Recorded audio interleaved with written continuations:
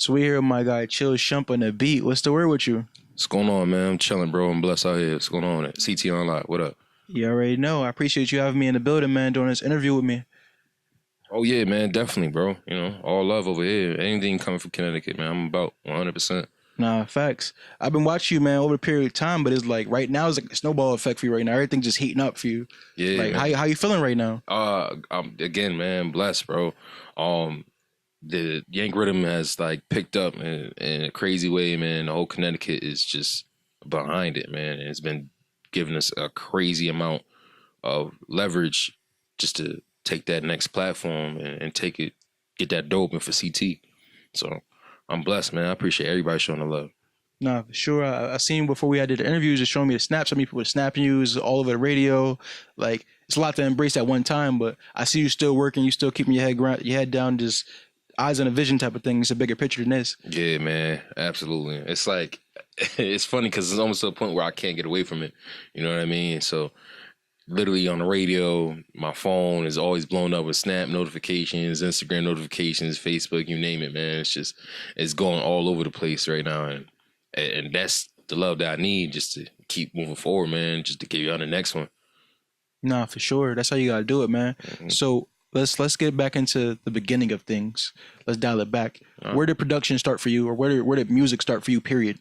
Well, I would say it started when I was like 12 years old. I actually started playing drums for a drill team for a couple years going forward, and I want to say it was when I was like 15. I ended up. All right, so let's go back to the beginning as far as how you got started with music and production overall. Just shed light on that. Well, I would say it started at the age of 12. I was drumming for a drill team for a couple years, just, you know, getting the love for like, just like drumming. I was playing everything, snare, bass, you name it, just on some marching style kind of shit.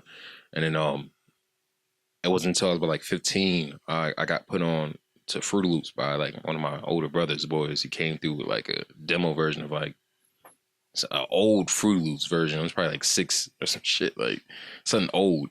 And I was just wondering, I'm like, oh, what do you do with this? He's like, oh man, you make beats with this shit. And I was like, word, teach me. And then, like he taught me like the basics, and literally that was everything I did. The moment I came home from school, I was like a freshman. The moment I came home from school, went right downstairs, got busy every day. Until you developed that craft. Right, man. And it wasn't until like I was out of high school I just started taking it more serious. Then the more serious I started taking it, I started developing, man. And I guess it's history beyond that. I don't know. It's really that simple. It's yeah. just like you being consistent with what you was doing, and then from overall that skill started to build, and then based off the skill, then from there you understood how you can manipulate the sound to create what you want to create, or create what you want to create based off another sound. Fact. So it's like everything takes time. It's a process. You trusted the process, and that's where you're at right now. Yeah, definitely, man. So, shit, man. I should be thanking that man right now, wherever the hell he's at. I think he's across the country right now for introducing me to Fruity Loops, because I don't even think I'd be here doing this right now. You got praise, thanks to your brother's friend and your brother for even having that friend. Hell yeah, real shit. So shout out to him. Definitely. We got Chill Shump the beat for him. Yeah, that's crazy. But what are you currently working on right now? Pretty much, I'm working on. Well, we just wrapped up Mike Flow's project 7. That's gonna be dropping. How many joints you got on that? Shoot, I think I produced probably 90% of that. 90%? Yeah. My man 2-4 got production on there, and Mizzy Lot from Waterbury. He got production on there. Everything else is me. Heard you. Yeah, man. So were you the overall creative direction, even one of the other tracks as well? Yep, I let produce it, and then as far as like all production wise, it went through me first, kind of pretty much. You know what I mean? And it just. Me and Mike, we had that relationship, man. I've been working with him for like the past like 5 or 6 years. You know what I mean? So from his early stage of like working on music to now, I've been through it pretty much almost every step of the way. So he trusts my judgment. You feel me? Half the time, you feel me? A beat won't even get to him if it don't go through me.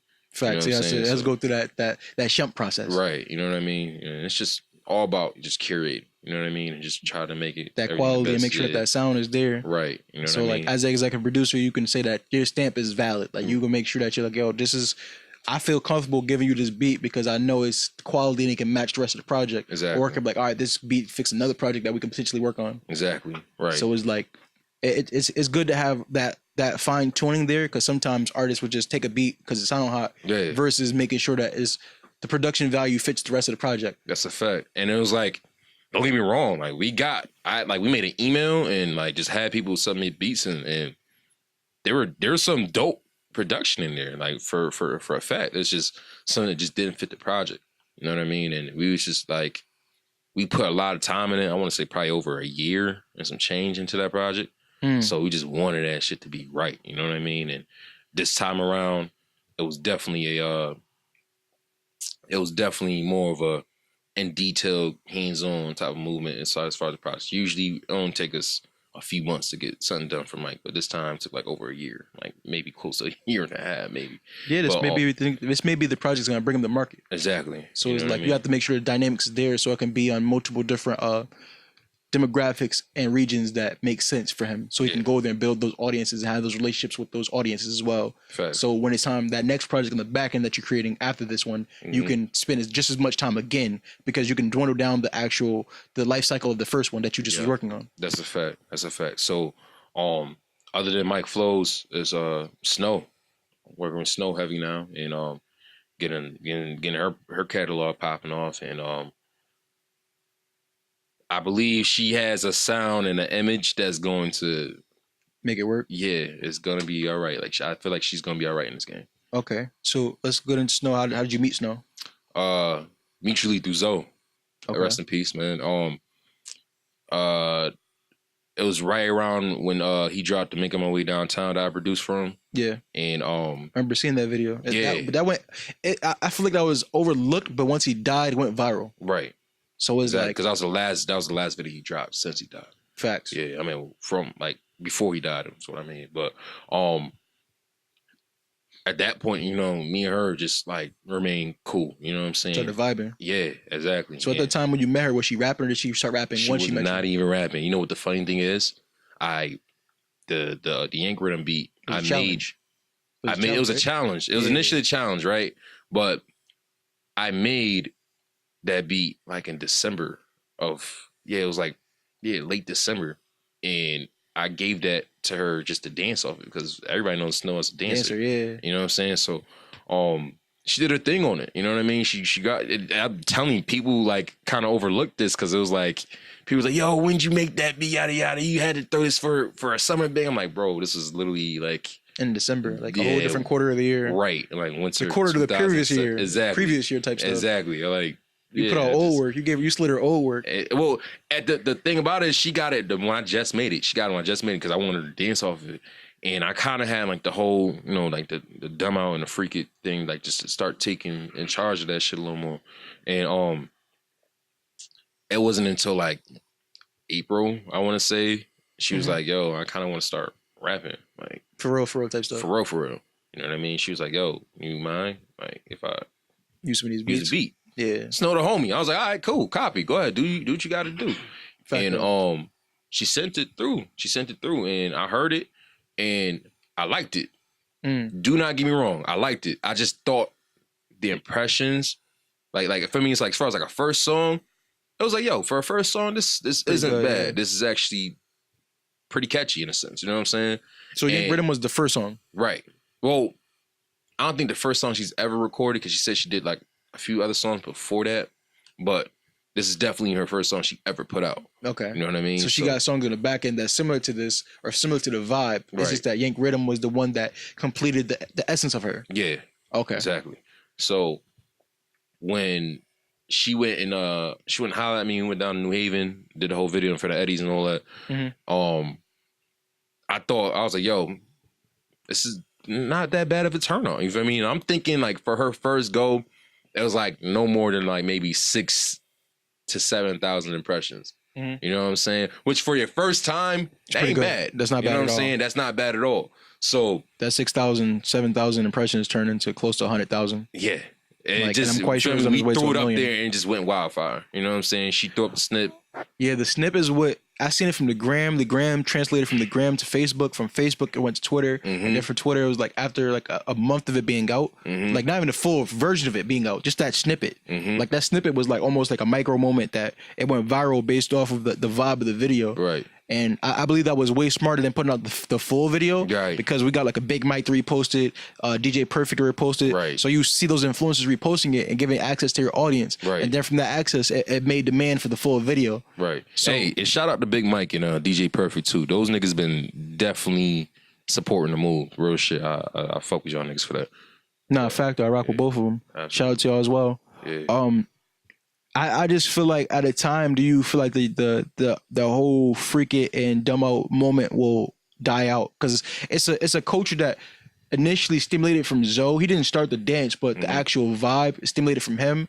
Ali the Man picked it up, and then Snow just lapped him. Right. Like Snow kind of just like picked it, like the ball was bouncing, and she just like kind of scooped it up and just dunked it type shit. Like I feel like, to be honest with you, man, all right, when you get Connecticut, you got the whole. You think of like, all right, East Coast, Northeast, right? First two names that you got is like legitimately New York, and then comes after that to Boston. You know what I'm saying? So Connecticut legitimately being in the middle of them motherfuckers, we kind of like the redheaded stepchild. You feel me? So we never had nothing to claim that's ours. This is fact.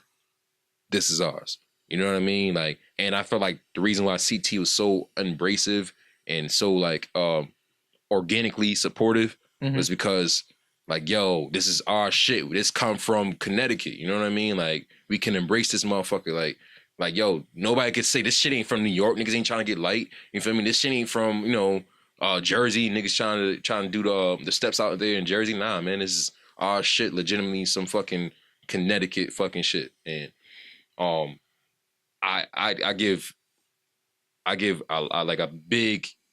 take my hat off big time to Zoe, because he went through a lot to make this shit universal. Yeah. Real shit. Because that shit was like strictly a gang fucking dance. Like, if you was up in a party in the North End and you was out there dumbing out, you ain't from the hood, and nigga, you getting your ass whipped and get kicked out the party, and the niggas gonna go back in and continue doing these shit. You know what I'm saying? Like, it wasn't a game, you feel me? And Zoe literally made that shit universal. He went through a lot of smoke for that shit himself too.